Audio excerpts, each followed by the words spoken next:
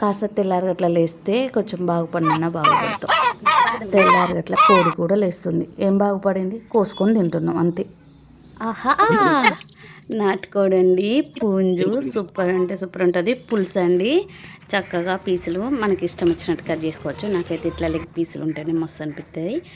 అందుకని మంచిగా ఉప్పు, కారం, పసుపు వేసి మంచిగా కలపాలి. తర్వాత మళ్ళీ అల్లం వెల్లిపాయల పేస్ట్ వేసి కూడా బాగా కలపాలండి. కలిపేసుకొని పక్కన పెట్టుకొని ఒక పావు గంట ఉండాలి. అట్లుంటేనే చక్కగా ముక్కకు ఉప్పు, కారం, అల్లం మసాలా మస్తు పడుతుంది. ఒక గిన్నె పెట్టి చక్కగా ఆయిల్ వేసి ఉల్లిగడ్డ వేసి మంచిగా గోల్డెన్ కలర్ వచ్చేసి వేయించి చక్కగా మనం కలిపి పెట్టుకున్న ముక్కలు కూడా అల్లేసేసుకొని మూత పెట్టి ఒక పావు గంట మంచిగా ఉడకనియాలండి. అప్పుడే వాటర్ పోయొద్దు. మంచిగా ఉడికిపోయినాక ఒక లోటడు వాటర్ పోసేసుకొని చక్కగా గరం మసాలా, ధనియాల పౌడర్ వేసేసి గసగసాలకు మీ ఇష్టం అది కూడా వేసుకొని కావాలితే కొబ్బరి పొడి కూడా వేసుకోవచ్చు. నేను వేయను కొబ్బరి పొడి. నాటుకోడికి అది వేయకుంటేనే సూపర్ ఉంటుంది. తర్వాత దించే ముందు కొత్తిమీర చల్లుకొని తినేయాలి. నాటుకోడి కూర సూపర్ అంటే సూపర్.